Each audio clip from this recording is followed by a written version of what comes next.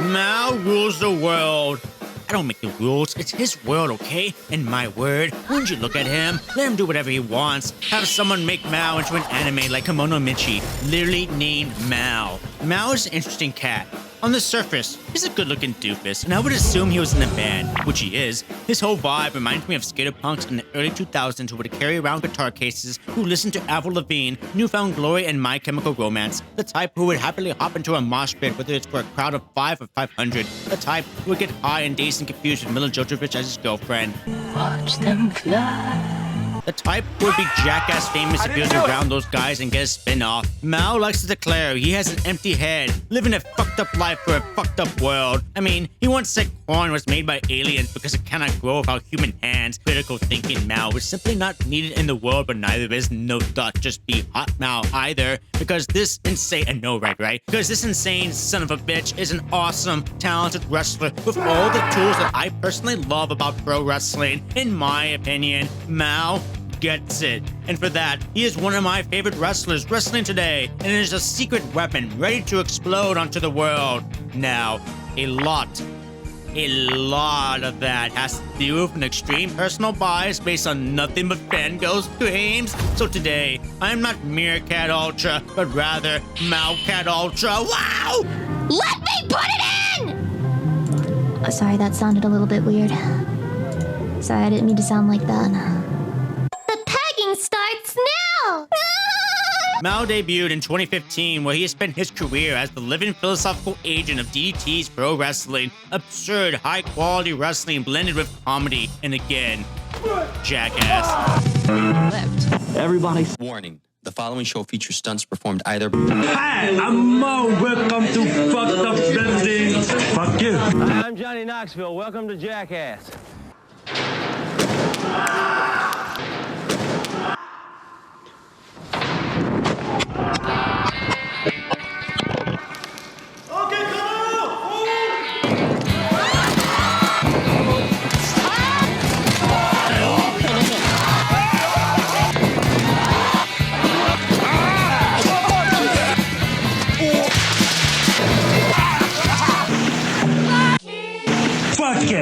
None of this would seem out of place, sandwiched between Andy Milonakis and Wonder Chosen. Mao is a member of the Sauna Kamina, a group of super hot gorgeous guys who love saunas, and teaming with Shunma Katsumata, delivering bangers and bangers when they were tag team champions, especially against CDK. Mao has held DDT's 6-man and 10-man tag belts. Yes, DDT has 10-man tag belts. Also, their tag team titles with Shunma, as well as Benny, in a surprising and awesome, if not brief, tag team. And yes, the 10-man tag team title matches are insane.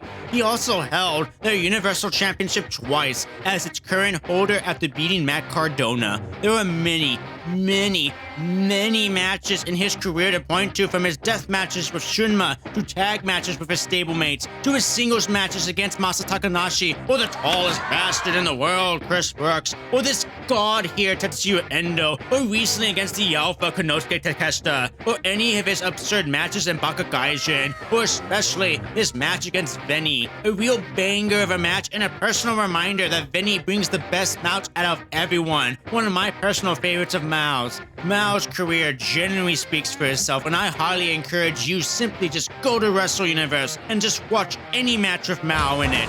As a wrestler, Mao was easily defined as chaotic neutral. Beautiful movement, speed, power, uniqueness, but much like his hardcore band, Dos Cuatro, there's a level of chaos and subversion in his ring style, with his own sense of morals and an added layer of humor delivered as straight as possible. It's like he was pulled directly out of a Yakuza game and dropped into wrestling. He exists within a fine line of serious, combative pro wrestling and pure absurdity. He treats wrestling as serious as Orange Cassidy, but moves around in there like early Kota Ibushi. The man is just so effing cool, with such a variety to his style to keep his matches novel. He goes out there and has highly competitive highlight reels of a match with high spots and drama, then goes and wrestles Yoshihiko in an entertaining romp. Like motherfucker, he can be an insane madman in death matches, go outside and have entertaining RPG fights in the streets, and then deliver a comedy match in a bar dressed as Orange Cassidy, and then wrestle that same man in Antonio Honda in a ring at Got the Move and use 10% 90% of his offense, yet still deliver a great babyface match from Honda. And then he can go to America and use Paramore as his goddamn interest thing because this man is a Giga Chad, and I freaking love him for it.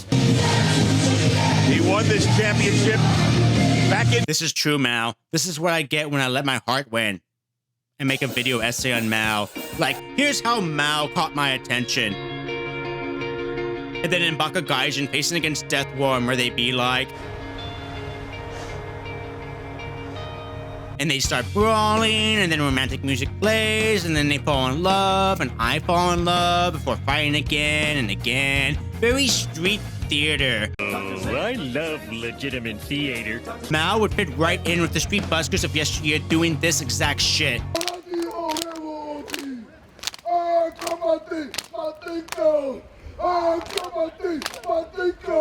That's ultimately what I love about Mao. Beyond his aesthetics, his sense of humor, his whole insane style, it's his ability as a performer. He's a great physical actor who can fit right in the silent era of comedy cinema with the multi-talented, hyperactive comedy, stunts, and acrobatics of Buster Keaton and Harold Lloyd. I could totally see him in modern cinema fighting Jason Statham in a scene, but he would also fit right in doing stunts with Johnny Knoxville in the 2000s. Mao has terrific comedic timing that reminds me less of a Jackie Chan and more of the styles and sensibilities of a Stephen Chow. 你怎么了？你中枪了？我想试试你的枪啊！我这支枪你不懂，一开就往后射。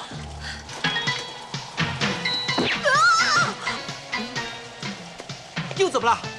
我在试枪。又受伤了？我不是跟你说吗？这支枪全名叫古灵精怪枪，向后射完再向前射，一后一前，你不问我一下？ That perfect, absurd mix of physical comedy, slapstick, drama, and truly kick-ass high-octane action. Like this 6-episode series I'll be doing a review on, where him and Shunma walk around being all cute and eating food, and then face a random battle like it was like a dragon, and have a street fight against DDT opponents at the beach, or an abandoned factory, or way the fuck up there, or even against Team Rocket. Oh! なんだかんだと聞かれたら答えてあげるが世の情け And then fight them to win yen. Looks like Team Rocket busted up again. It's the best.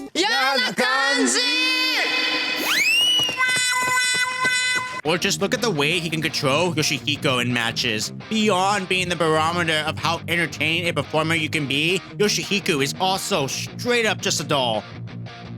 And being able to control his movements as fluidly as possible without it being too absurd. I mean, he's wrestling a doll.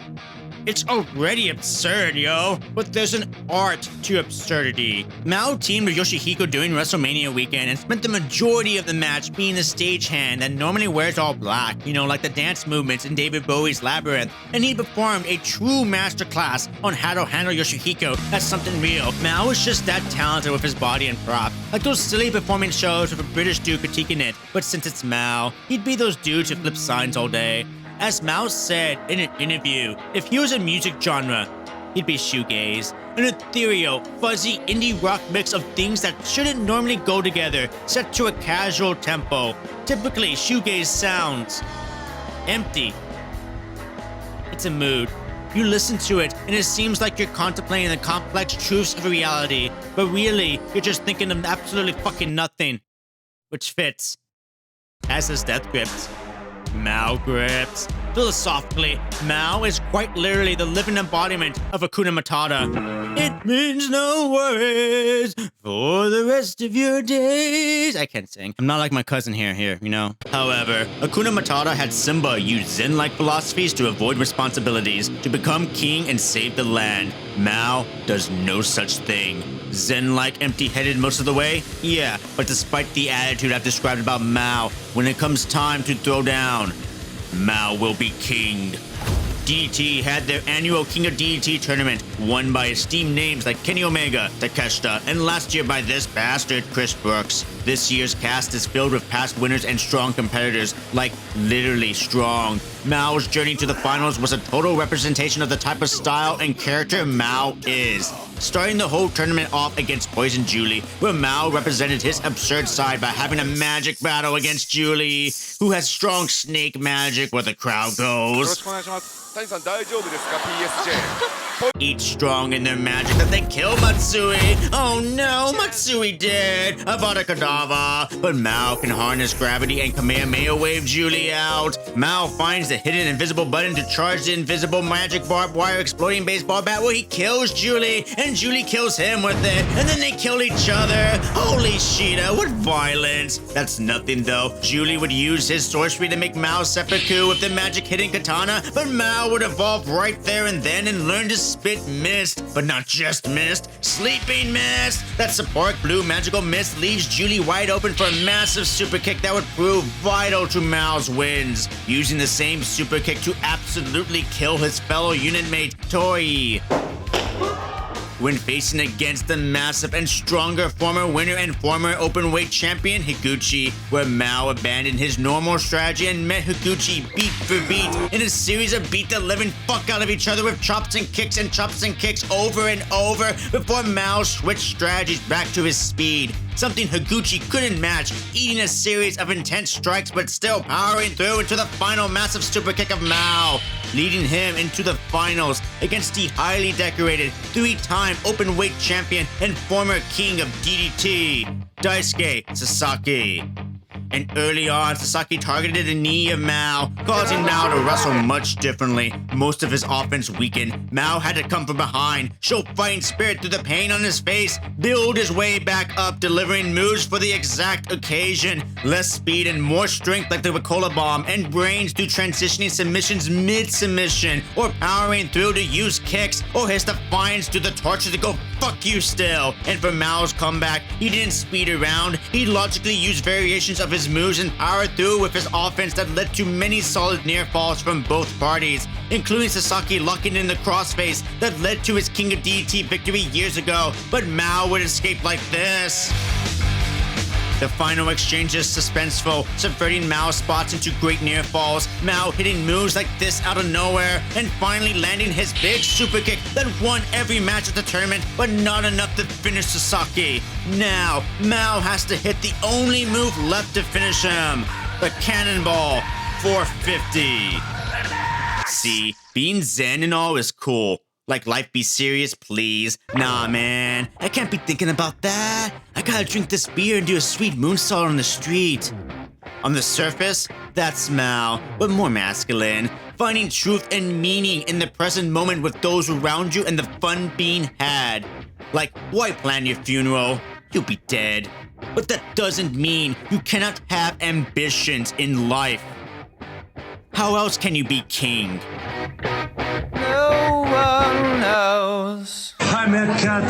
Thank you for making my videos. You're good. Fuck you.